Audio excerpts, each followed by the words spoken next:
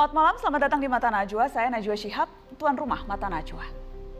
Jumlah perempuan sudah 130 juta, populasinya hampir setara dengan kaum pria.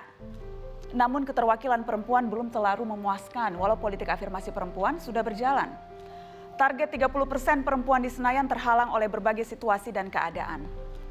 Padahal perspektif gender dalam politik dibutuhkan agar pilpres dan pileg tak cuma menggoreng perempuan.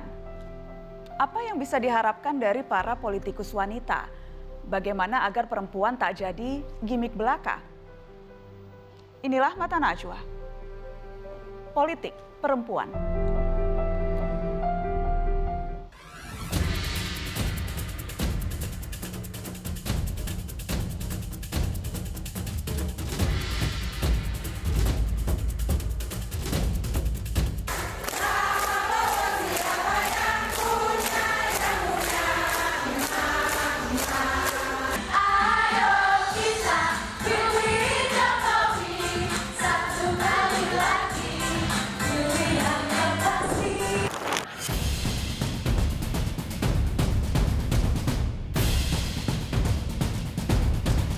Power of Mama ini akan menggerakkan pemerintah untuk membuka solusi buat harga-harga yang mahal gitu ya. Yang menggerakkan ekonomi keluarga dan masyarakat. Jadi saya setuju tadi istilah emak-emak. Ibu bangsa.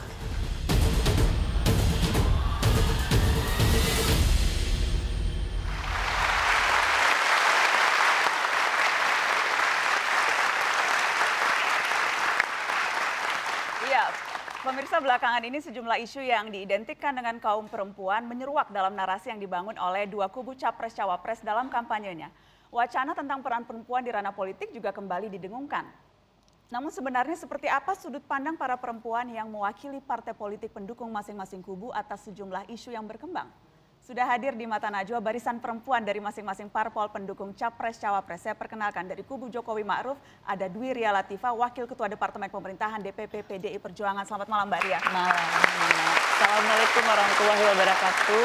Waalaikumsalam warahmatullahi wabarakatuh. Ada Ida Fauziah, Direktur Penggalangan Pemilih Perempuan Tim Kampanye Nasional Jokowi Ma'ruf. Selamat malam Mbak Ida. Selamat malam. Assalamualaikum warahmatullahi wabarakatuh. Waalaikumsalam warahmatullahi wabarakatuh. Dan ada teman saya Tina Talisa, Wakil Direktur Penggalangan Pemilih Perempuan Tim Kampanye Nasional Jokowi Ma'ruf. Assalamualaikum. Waalaikumsalam.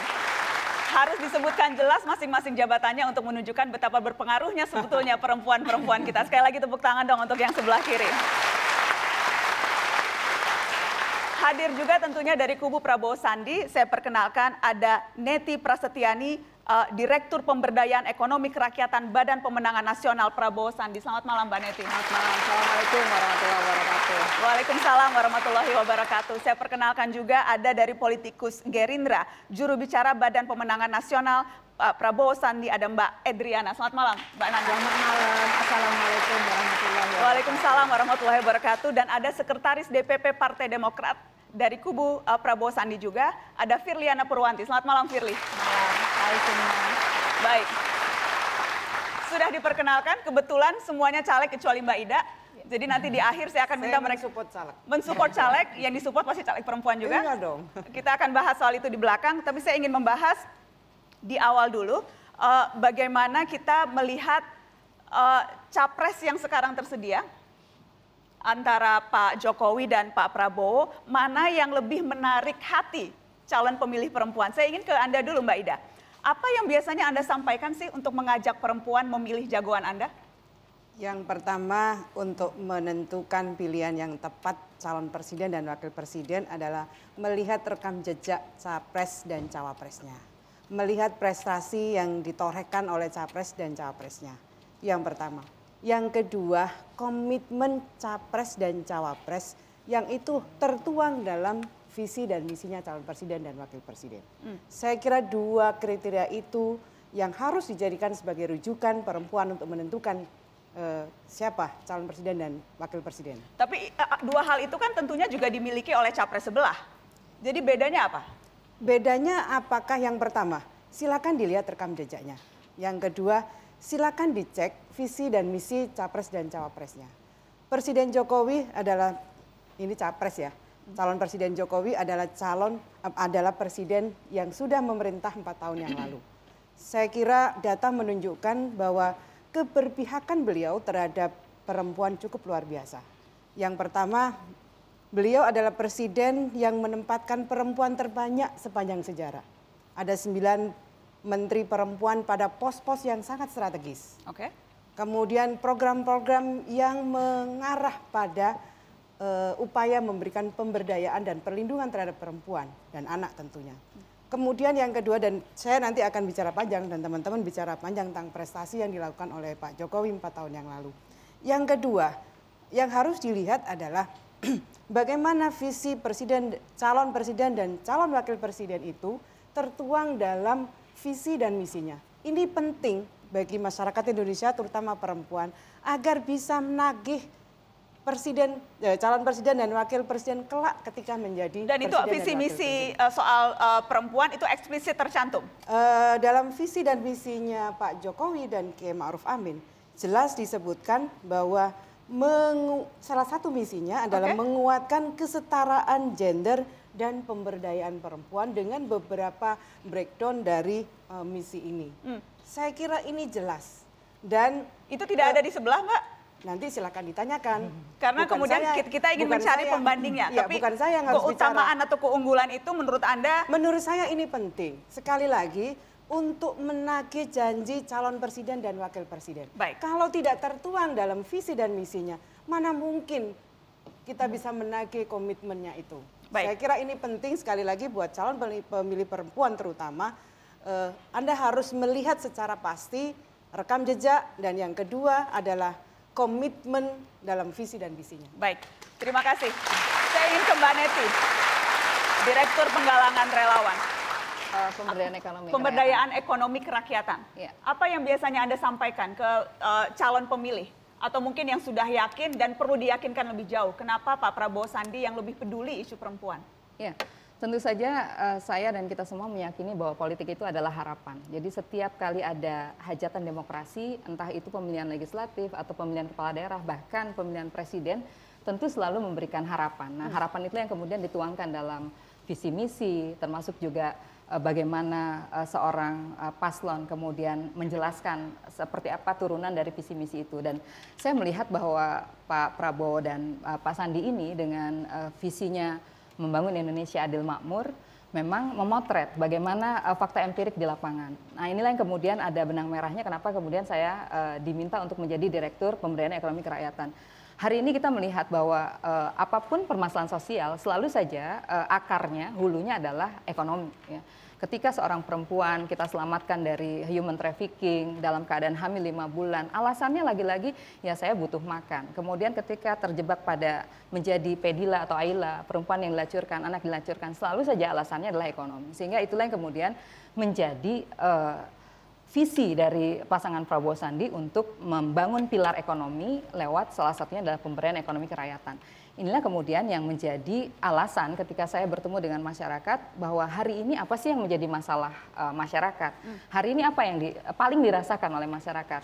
Ya, yang muncul adalah lagi-lagi masalah perekonomian. Kalau kita bicara lebih spesifik, bicara tentang bagaimana segmen perempuan begitu, mereka pasti akan menyebutkan harga-harga meroket, kemudian susah cari kerja dan sebagainya.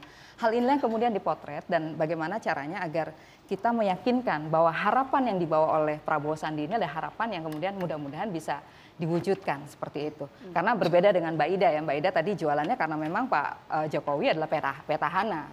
Selama ini, selama 5 tahun sudah punya program, sudah memiliki dukungan anggaran, sumber daya manusianya, sumber daya yang lainnya juga ada dalam kekuasaan Pak Jokowi. Sehingga lagi-lagi saya menegaskan bahwa hari ini harapan yang ingin disampaikan oleh Pak Prabowo Sandi adalah harapan bagaimana harga murah, kerja mudah, seperti itu. Baik.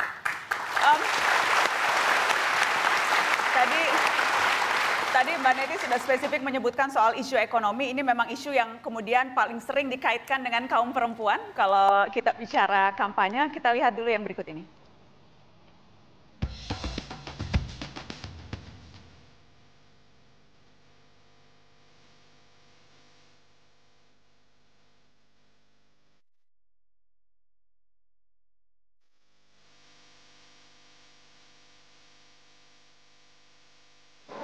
15 ya Pak? 15, 13, 15. Iya, 15. 5.000. 5.000. Di 10. Punya tempe sih.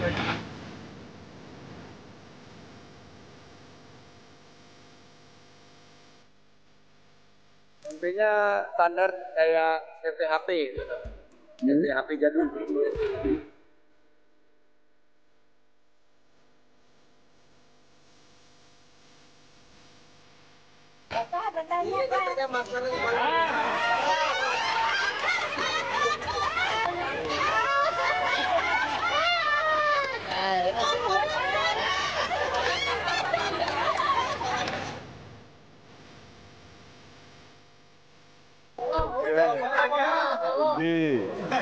Pak Jokowi. Kami.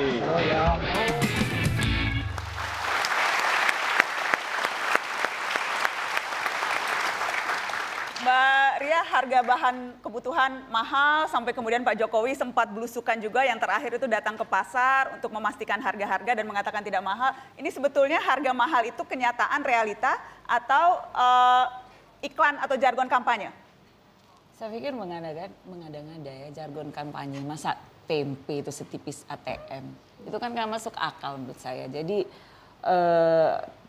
kita ini kalau mau kampanye, menurut saya juga jangan membodohi rakyat yang sebetulnya rakyat ini sudah sangat pintar. Jadi kemudian maaf ya kalau saya bilang terlalu mengada-ngada bahkan kekanak-kanakan menurut saya gaya kampanye model rambutnya dikasih pete. Sebetulnya menurut saya ada cara-cara cerdas yang bisa ditunjukkan untuk memperkuat Menurut Anda itu tidak menarik? Tidak menarik mungkin yang disasar kaum milenial atau yang disasar ibu-ibu yang buat saya emak-emak, saya ibu-ibu ya nggak menarik lah masa dibilang ATM tempe setipis ATM. Saya tiap hari kalau makan dan belanja di dapur ke pasar tempe yang nggak setipis ATM kan ini aneh-aneh gitu. Maksud saya kalau ngomong tuh ngono ya ngono tapi ojo ngono gitu. Bagaimana Mbak Adriana? Iya, kalau saya justru melihat begini, ada yang menarik pada pemilu sekarang, bagaimana sebetulnya ibu-ibu, emak-emak itu bergairah untuk ikut serta dalam dalam proses politik sekarang. Karena bagaimanapun, terutama di dapil saya itu ya pemilih perempuan itu jauh lebih banyak dari laki-laki loh. Di mana mereka sekarang sebetulnya sudah ikut serta dalam proses politik sekarang. Karena mereka adalah orang yang paling berkepentingan. Jadi mereka tidak lagi menunggu program, mereka sekarang justru aktif, kalau kita bahasanya agency, mereka aktif agent sekarang mengatakan bahwa saya sekarang ikut memperjuangkan hak-hak yang saya punya. Terutama saya ikut memperjuangkan bagaimana agar stabilitas harga itu terjamin. Jadi itu program bukan sekedar jargon? Tidak, karena concernnya emak-emak kan memang bagaimana stabilitas harga. Dan itu adalah hal yang paling utama yang selalu dikemukakan oleh Bang Sandi dan Pak Prabowo. Seperti kata Teh Neti tadi, stabilitas harga dan juga lapangan pekerjaan. Jadi itu dua isu yang sekarang ini betul-betul menjadi concern dari baik emak-emak maupun pemilih milenial. Oke, Najwa boleh saya tambahkan. Sebelumnya Mpi, kita ingin dengarkan dulu apa yang sempat disampaikan oleh Presiden Jokowi saat belusukan ke pasar berikut ini.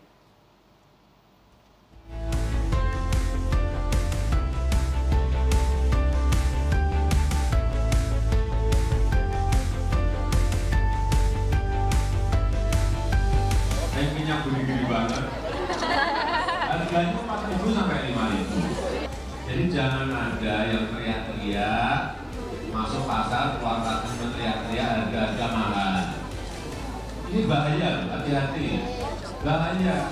Kalau keluar masuk pasar ngomongnya gitu terus, ibu-ibu gak akan mau masuk pasar tradisional.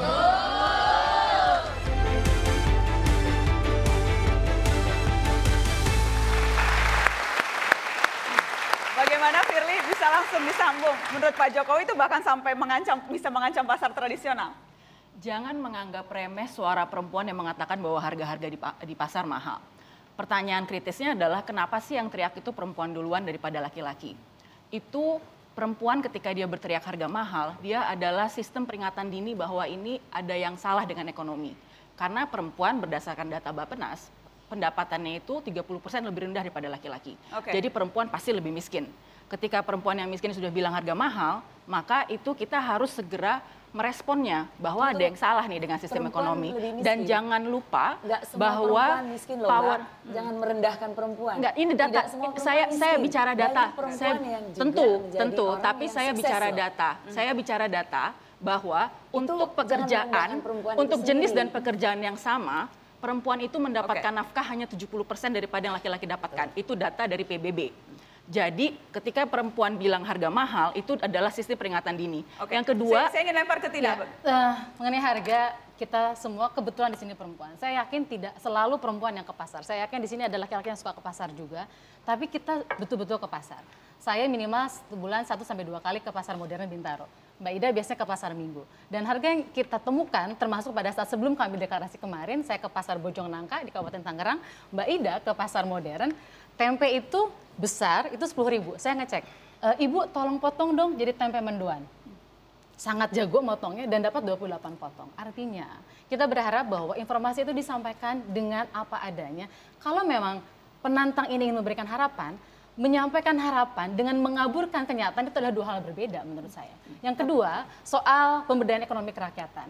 Nah, Pak Jokowi ini punya program UMI, kredit ultra mikro, yang belum pernah ada di pemerintahan sebelumnya.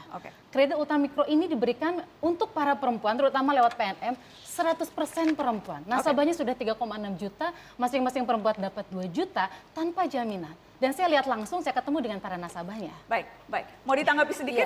Jadi menurut bahwa saya, tadi harapan dan menutupi kenyataan itu 2 hal yang berbeda? Bukan, menurut saya begini, kalau kita bicara masalah harga, itu kan yang dipermasalahkan adalah tidak stabilnya masalah harga. Jadi menurut saya pemerintahan itu dia harus berpihak. Berpihak pada apa? Kepada rakyat tentunya. Jadi menurut saya juga heran juga kalau kita bisa denial terhadap harga-harga yang memang tidak stabil.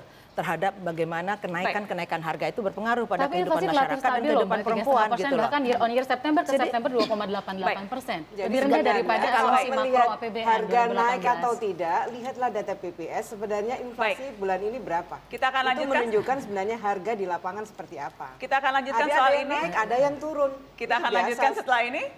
Jangan kemana-mana, tetap di Mata Najwa Politik Perempuan.